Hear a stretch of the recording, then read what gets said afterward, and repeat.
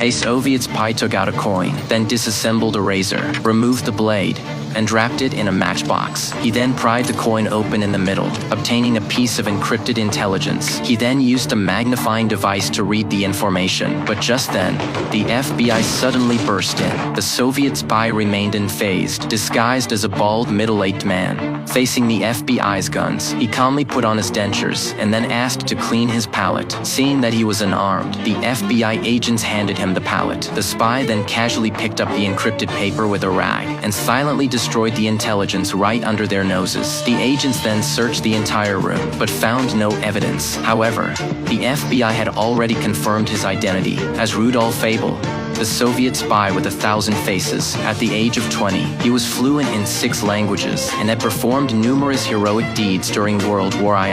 Although the FBI lacks sufficient evidence to prove that Abel was a Soviet spy, he still had to stand trial to demonstrate the fairness and impartiality of American law. The FBI provided Abel with a lawyer. However, Donald usually only handled commercial insurance cases and had no experience with criminal defense cases. Clearly, the FBI had only one goal: to sentence Abel to death. However, Donner was a lawyer with professional integrity. He immediately went to the prison to inform Abel that he would conduct the defense without bias. Although he knew that defending an enemy spy would bring him condemnation regardless of the outcome, he still resolutely took on the case. He then found the judge and applied for a postponement, legally requesting 6 weeks to gather evidence. But this was during World War I and Cold War, when the United States and the Soviet Union used ideology as a weapon, a crucial point in the confrontation between the two countries. Donner's actions were undoubtedly considered treasonous. The judge decisively rejected his request, and from then on, Donner faced constant trouble. On his way home, he was followed by a mysterious man. The man kept checking a photograph. Donner sensed something was wrong, so he immediately quickened his pace and hid behind a car. But when he looked back,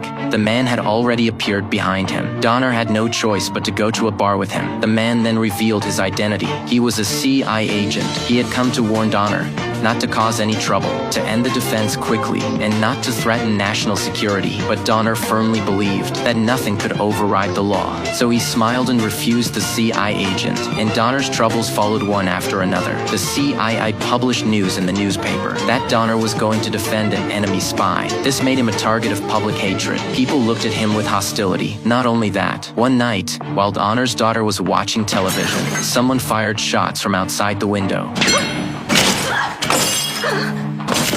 Fortunately, no one was injured. For the safety of his family, his wife urged him to abandon the defense. But Donald, based on his professional ethics as a lawyer, insisted on defending Abel. By reviewing the evidence, he discovered that the FBI only had a legal detention order, but no search warrant issued based on suspicion of a crime. This meant that the evidence the FBI had gathered not only failed to prove that Abel was a spy, but was also obtained illegally and was tainted and should not be recognized by the judiciary. However, the judge believed that Abel was an illegal immigrant and could not be fairly tried under American law. After the trial began, the jury unanimously agreed that Abel should be sentenced to death. Donald wanted to appeal to overturn the guilty verdict, but the judge immediately rejected the request. Sentencing would be announced 3 days later. Although Donald failed to secure Abel's rights, Abel had already come to terms with death. Both men adhered to their principles. One endured various tortures without yielding. The other risked his reputation for the sake of his professional ethics. This led to mutual admiration between the two. Before the verdict was announced, Donner privately approached the judge again and presented a new defense argument. He argued that the course of action most in America's interest was to sentence Abel to life imprisonment. If an American spy were captured by the Soviet Union, then an exchange could be arranged. Donner successfully persuaded the judge with this argument. Subsequently, the judge announced in court that Abel was sentenced to 30 years in prison. Through Donner's efforts and persistence, this Soviet master spy avoided the electric chair. But Donner also became a public enemy, despised and reviled by everyone. Abel thought he would spend the rest of his life in prison, but soon things took a turn for the better. An American pilot flying a U-2 reconnaissance plane was shot down by a missile over Soviet airspace. The pilot dared not activate the self-destruct device and was eventually captured by the Soviets. After the CIA learned of this information, they contacted lawyer Donner again, hoping he would go to the Soviet Union to negotiate. This was a game between top-level negotiators, and successfully exchanging prisoners would undoubtedly be extremely difficult. In 1957, over Soviet airspace. An American U-2 reconnaissance plane was carrying out a surveillance mission with high-definition cameras, but the pilot suddenly panicked when he saw a missile approaching, which hit the wing. The reconnaissance plane instantly lost control, trailing black smoke as it plummeted rapidly downwards. The pilot,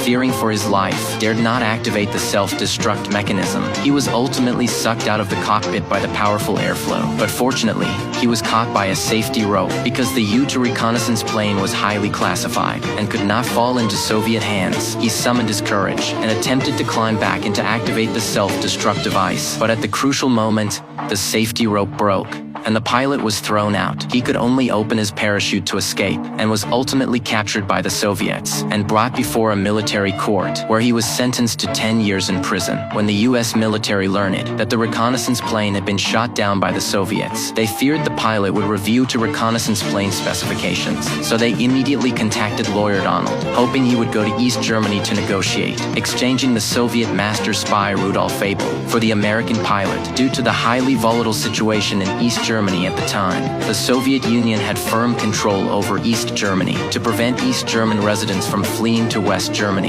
They even built the Berlin Wall, over 4 meters high. An American student studying in Germany tried to photograph the scene with his camera, but was arrested by the East German State Security Service as a spy and sentenced to death after being brought before a military court. After the CIA received this intelligence, they believed the Soviets definitely had ulterior motives. Exchanging a worthless student for the master spy Abel was a bad deal. The agents instructed Donner to stand firm, to disregard the insignificant student, and only focus on getting the pilot back. Subsequently, under the agents' arrangements, Donner, using a pre-prepared pass, successfully crossed the Berlin Wall from West Germany and arrived at the Soviet embassy. However, the Soviet diplomats did not meet with him. Instead, they sent agents disguised as Abel's family members to try and extract some useful information. But Donner, as a professional lawyer, immediately saw through their intentions and easily deflected their attempts with a few words. Seeing that this tactic was ineffective, the Soviet diplomats immediately stepped forward, and the negotiations and bargaining began. Because the Soviet Union did not acknowledge Abel as a Soviet citizen, and the United States did not recognize East Germany as a sovereign state, Donner could not represent the United States and could only negotiate as a lawyer. This also increased the difficulty of the negotiations. The Soviet diplomat immediately proposed that Abel had been captured for 6 months, and only then did the United States propose an exchange of prisoners, indicating that the United States had already obtained a lot of information. However, the American pilot had not revealed anything. For fairness and justice, the US needed to release Abel first, and then the Soviet Union would release the American pilot 6 months later. Upon hearing this, Donovan immediately refused, demanding a one-on-one, face-to-face exchange. He also countered the Soviet diplomat, arguing that if the Soviets would only agree to the exchange, if the American prisoner revealed all the intelligence, then if Abel died in an American prison, the next captured Soviet spy would certainly reveal information to survive, because that would be the only way to be exchanged. He argued that prisoner exchanges could only be achieved through mutual trust. Donovan's response was flawless, and with his eloquent speech, he successfully persuaded the Soviet diplomat. But at that moment, Donovan suddenly proposed exchanging an additional American student. The Soviet diplomat decisively refused, stating that East Germany was not under Soviet control, and that Donovan should negotiate with the East German State Security Service. Unable to do anything else, Donovan contacted the East German diplomat, hoping they would release the innocent student. But East Germany wouldn't make a bad deal either.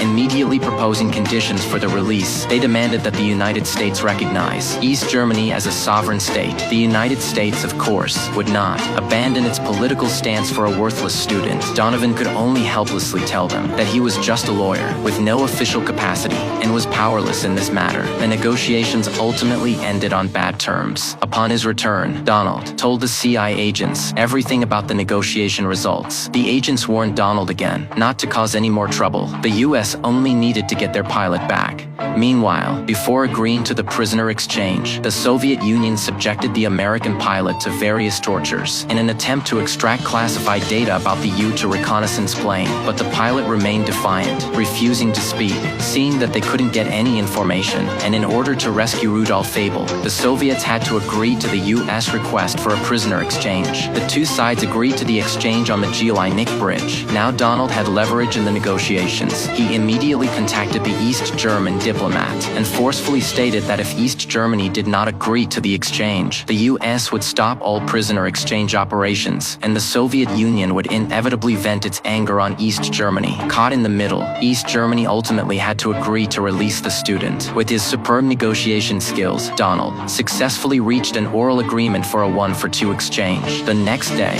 both sides arrived at the Nick Bridge on time. To prevent any accidents, both sides had snipers hiding in the shadows. Donald walked to the middle of the bridge with Abel, but found that the American student to be exchanged was not there. The CIA, fearing further complications, immediately urged Donald to proceed with the exchange. Abel, learning that Donald was still waiting for another prisoner, turned and told the CIA agent, "I can wait." Abel only needed to take 2 more steps to regain his freedom, but he decided to risk the possibility of the deal falling through and continue waiting. Finally, East Germany delivered the student, and the two sides successfully exchanged prisoners. After returning to the Soviet Union, Abel ended his 30-year espionage career, was awarded the highest honor, the Order of Lenin, by the Soviet Union, and was promoted to Major General, serving as the director and instructor of the KGB. And Donald, because he successfully brought back the pilot, went from being a universally despised traitor to an American hero. Reality is indeed so surreal. This film is based on a true story. Donald and Abel, transcending politics and national boundaries, interacted with fairness and honesty, and ultimately achieved this impossible exchange.